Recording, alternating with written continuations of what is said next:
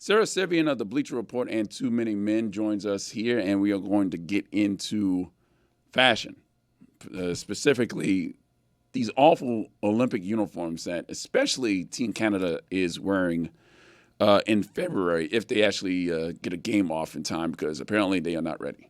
The ice is going to be bad. They got to build the rink, you know. They got to build a rink just in time for the Olympics. Yeah, let's do that. In your newsletter, you are asking the question, should the NHL eliminate the point that teams get when they go past regulation? The loser point. So what do you think? What has the other media members that cover this sport have been saying? Yeah, it's hilarious. I'm still working on the story because Jeff Marek called me about it and changed the entire trajectory of the story. He said something so creative that he wants there to be a shootout before every game, so that can be the tie after. I'm like, wait, I didn't know that was an option. So there's like a warm-up shootout. But a lot of people, I mean, David, you're the only one that was kind of in favor of keeping it the way it is, but like I think we'd be complaining about it in any situation, even if it wasn't the loser point, right? This, I guess, when they brought in overtime, it seemed like the fairest way to score more goals, but now we are in a goal scoring era, and the stats have shown that it hasn't really helped make people score more goals. In fact, in the third period, sometimes like teams are smartly kind of skating boring, like getting to that the result of having an extra point. Did you see that's the kind end of ruining it. Did you see the end of the Flyers-Oilers game the other night? The Flyers literally just skated out the puck for like 30 seconds, just passing back and forth. It's like college basketball in the 80s. Yeah, it's so lazy. It makes me want to not like the teams that do that. Like I've had it out for the Islanders forever when they'd been doing that. That's not really the case with them anymore. So that's good. But oh my goodness, you look at the Pacific, it's just like the amount of loser points in there, like something needs to change. All right, let's get into these Olympic jerseys now. Why don't you take the lead on this one, Dave? I don't like Canada's jersey. Start there, I guess. I mean, I don't like the 3D looking logo, Sarah. I will start with that. I just feel like, and it might be one of those situations where it looks a lot better in person than it does in photographs. I know that we've seen some over the last few years that kind of fell into that category, but I'm not a fan. But the one in the middle, if you're looking at what I'm looking at, the all-black one with the black logo on black jersey, I mean, I think Roy said it best that it looks like a garbage bag. No. I didn't say it looked like The material looks like a garbage bag. Yeah, literally. I said that it looked like the costume of the Gimp in Pulp Fiction. Yes. So both accurate, I think, but just overall, I'm not a fan. But I don't know fashion at all. Clearly, I mean, look what I'm wearing. But Sarah, what's your take? Is the Canada jersey as bad as I think it is, and Roy thinks it is, and Ethan thinks it is? My thing is, when it comes to Hockey Canada and the Maple Leaf, it's such an iconic fixture in the sport. Just if you're not going to do something truly crazy with it, just leave it as it is traditionally. Yes. You know what I mean? I feel like if it's not broke, don't fix it. And it's kind of like an iconic fixture. Like I said, like it's the Red Wings jersey. Like just don't. If you're going to actually make an alteration to it, make it something like truly obscure and wild, or just leave it alone, right? Amen. Their Four Nations look was so good. They should have just kind of stuck with that kind of style. It was so good. Yeah. And Canada usually always looks good, as much as I hate to admit that, but they look terrible. What do you think of the Slovakia jerseys, Sarah? I love these. These are awesome. Yeah, they're all right. They're the same. Thank you for giving me a look. It just reminds me of Chara. I love him. I also, I mean, I think it's so hard when it comes to like representation of country jerseys, because it's like, okay, what color is your country? What crest is your country? Like all you can have to go off is how much that slays. So that slays, and the jersey looks good. Like you can't really mess it up. You know what I mean? I like the mountains. If you can put that back up for a second. I didn't really notice it first. The mountain backdrop. Yeah, I said it was the same. So the mountains. Cool. Yeah, nice. imagine it's like the Timberwolves. Well, what if like the Avalanche? Forget about the colors. Just like if the Avalanche did a jersey with like the mountain background, you put the Colorado logo there in front, you give them an Avalanche color scheme, that would look pretty dope. That's cool. Yeah, I do like those kind of like understated emblems of whatever nationality, whatever the pros are there. So I like that. Yeah. All right, let's move on to Finland. Finland has the lion. These are so badass. I think these are they badass. usually do. The lion seems to be in 3D, cool. embossed. See, that's a 3D logo I like. That's, oh, goodness. I like blue. I like lions. I always like a kind of two-tone color situation. I love when countries do that. So I'm Team Finland on this one. Yeah, that looks great. And the United States? Not official yet, but they took some pictures in these when they announced the initial guys that had made the Olympic team. So like Brady Tkachuk, Charlie McAvoy, Austin Matthews. If these are them, we're going to be the best looking team in Milan by far. These are classic, man. So good. These are really cool. So good. Kind of a 1980 throwback a little bit, but with that font. I like this font because it's like... I love the font. It's not like that old, weird circular cursive lettering thing. This is very modern. It's basically the Rangers. Okay. I mean... And the Rangers are America. Iconic. And the Rangers look great. Yeah, they look great. Yeah. I mean, they're not putting the Statue of Liberty's face in the middle of the jersey, so they got that going for them. Yeah. The Rangers love to act like they invented doing, what's that called when it's like the cross-body thing? They didn't invent it. It's a known thing. Oh, the seatbelt letters? We're taking it back. Diagonal. Yeah. The diagonal. We saw Brad Marchand get his 999th and 1,000th point in the Panthers win against the Capitals last night. Can you talk about the difference? That's why you lost your voice. You're so happy for Marchand. Hooray. Can you talk about the difference between Brad Marchand, the player earlier in his career, and Brad Marchand, the player now? And can you talk about the kind of man that he is today?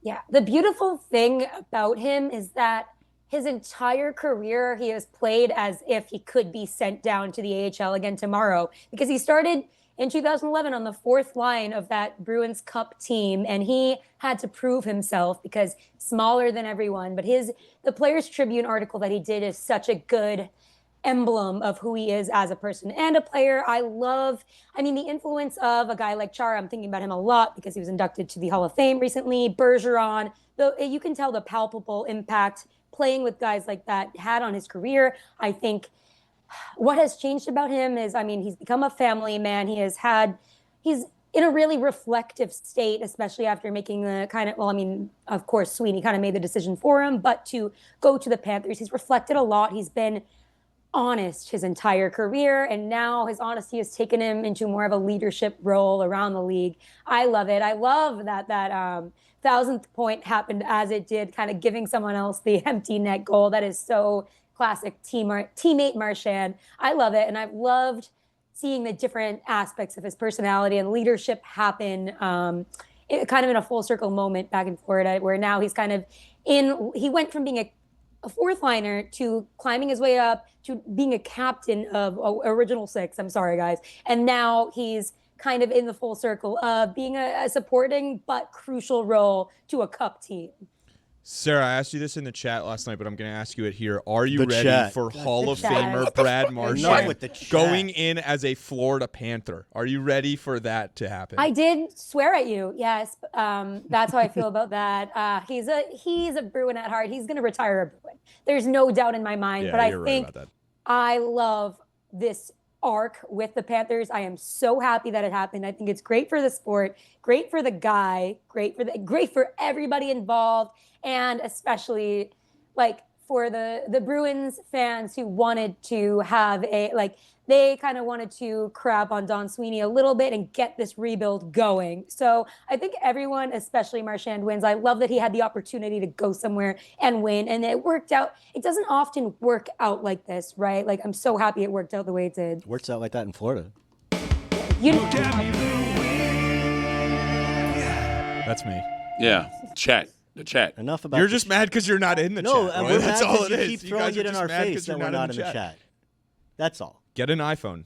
No. We'll box somebody out for you, Roy, if you get an iPhone. Oh, I really do feel like one of the guys in that chat. That's my favorite group chat I'm in.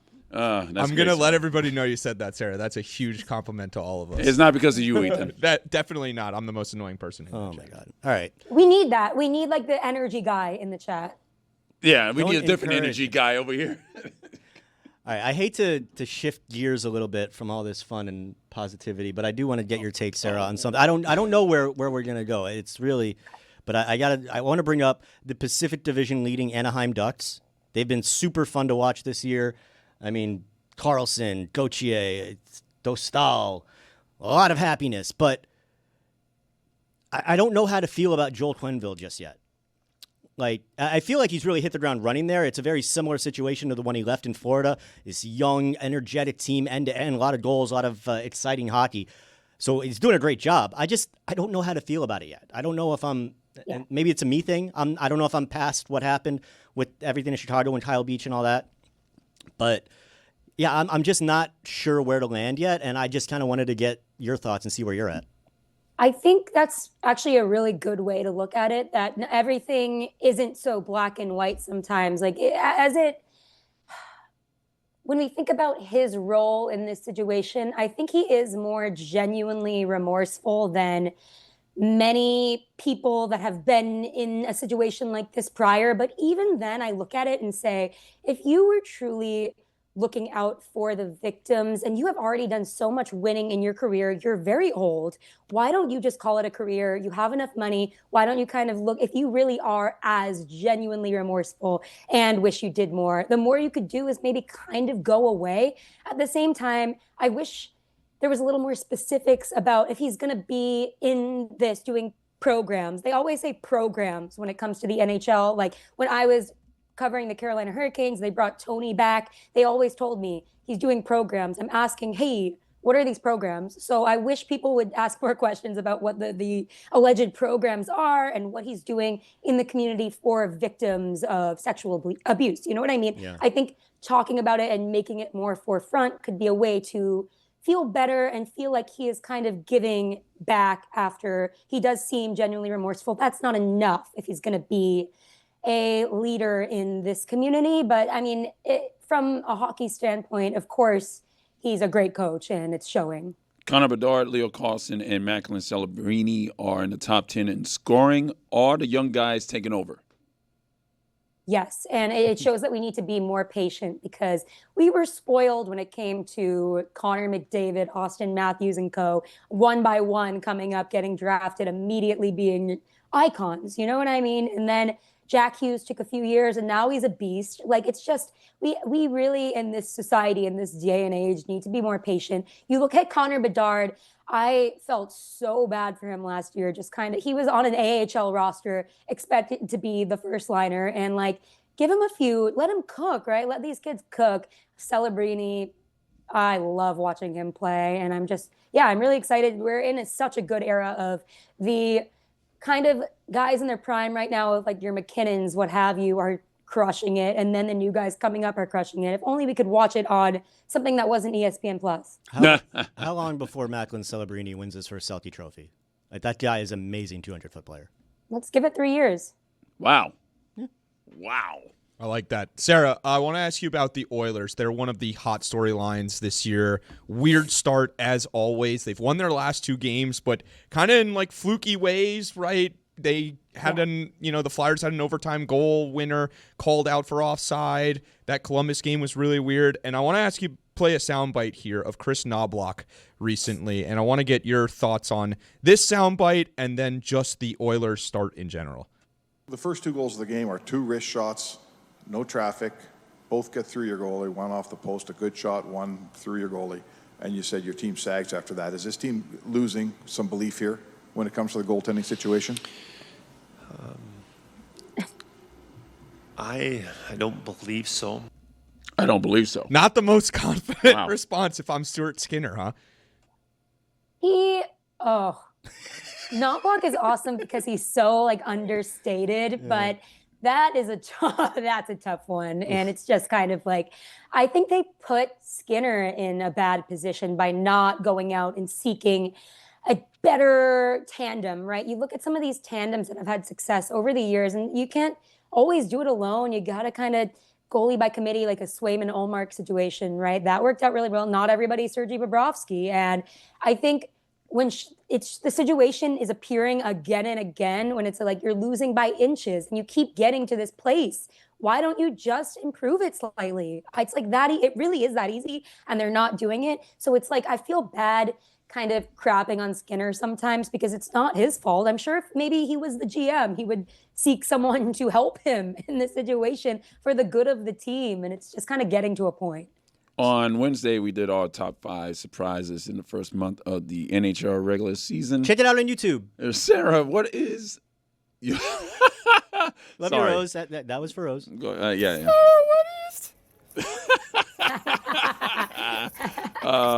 Sarah, what is your top 5? Oh, God.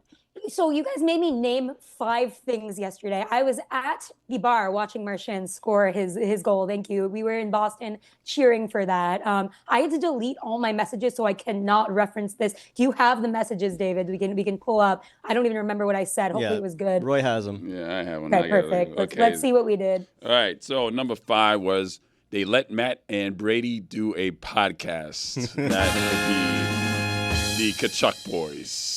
I am curious about you guys' thoughts on this because you know Tkachuk very, very closely. And I think that's a great thing for the league. It's like a Jason and Travis Kelce thing. And they've been on their podcast a lot. I'm excited for it. What do you guys think?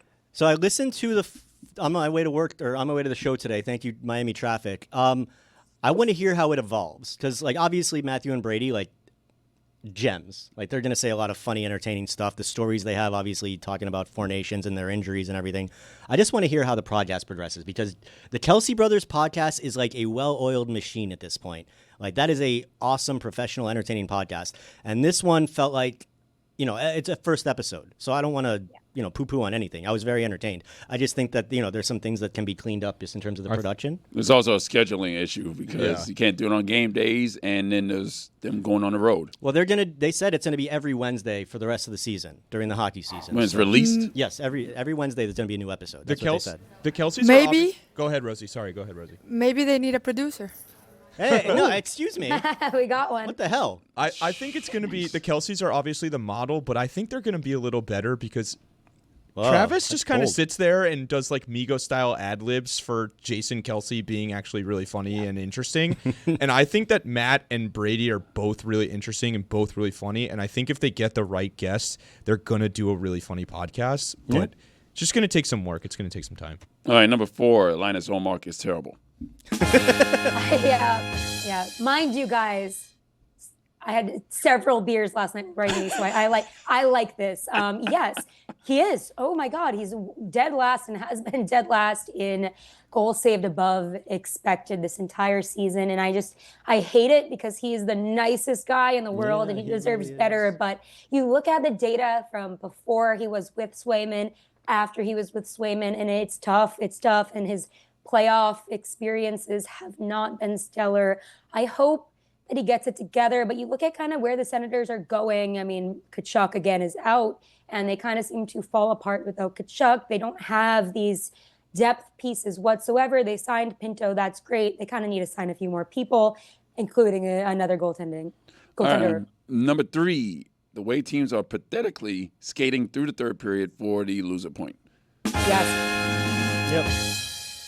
My story will come out about this either tomorrow or the next day, but I am really hating this. This has been a palpable trend to start the first month of the season. It's like the loser points are everywhere and people are not even trying to risk it. And we need to change this. Something needs to happen because it's not even worth it to watch these third periods anymore. Would you think the game would improve if we did this combination? We eliminated the loser point and we extended 3-on-3 to 10 minutes. No loser point, no more shootouts.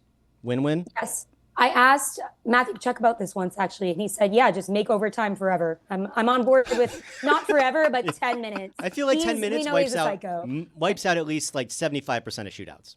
Yes. Just 10 minutes. Why? Just do it. Yep. Number 2, the Sabres sucking is somehow still a shock to the system. Should I be surprised? No. Am I? Yes. Why? Every offseason, they do not do enough. They trade away their goal scorers, and then they're like, oh, color me shocked that some of my players are hurt. Look at the Panthers. Every team goes through brutal injuries. You have to have depth. They have no depth, and it's shocking that nobody's fired. Fire people that are not making these moves. Well, they're busy, building a football stadium without a roof in Buffalo. That's probably the issue. They're going to get rid of the wind, though. Yeah. And number 1, Kyle Dubas's Penguins rising while the Maple Leafs fall. Penguins. My favorite hobby these days is not even to read Leafs articles, but to go straight to the comments and it's just, it hits. It really tickles my fancy. And recently, the talk of the town is they want Dubas back. They used to hate Kyle Dubas. Now they're saying, hey, remember 3 years ago when Dubas wanted to trade Marner? What would life be like if they traded him 3 years ago? And I love that this is what's on the minds of Leafs fans right now. But, I am concerned about Austin Matthews. Me too. I don't know what his injury is, but it seems to be really having an impact on his total game. I understand that the off-season free agent market wasn't good, but I'm really curious to see what moves they'll make because they have not made the best moves with their long-term contracts under this regime. So we'll see. And finally, word around the league circles is that expansion is on the horizon. And with team values being as high as they are now, could we expect 2 expansion franchises coming up here? Yeah, I think they're going to maximize whatever they can when it comes to money. I don't know if that's the right option, but I think Gary will do it. I absolutely think look at the money look at who's interested in buying this stuff. Yeah, money. So we're gonna get another Los Angeles team. We're gonna get another Toronto team. I don't think it's gonna go to an Atlanta again or maybe Houston forever. They've been talking about it, but Quebec. No, I don't know. I don't think that they see that as enough of a financial windfall. They want to take it somewhere where they just know it's maybe a third New York team. Wow. Okay. Yeah, we need the Staten Island. In the river, baby. The Staten Island Ferries. You can. I was just that's watching not a bad. baseball the That's other not day. a bad name. That's not a bad name. You could do a cool logo with the Staten Island Ferries. Considering I just mentioned baseball, I don't. Yeah. Oh, Jesus Christ! All right, the hot dog scene. I didn't like that scene. But anyway, it's free range chicken night at the old baseball game. You can listen to her, Allison Lucan, and Shayna Goldman on Too Many Men, and you can read her on the Bleacher Report. She is Sarah Sivian. Thank you for joining us, Sarah. Of course. Thanks so much for having me.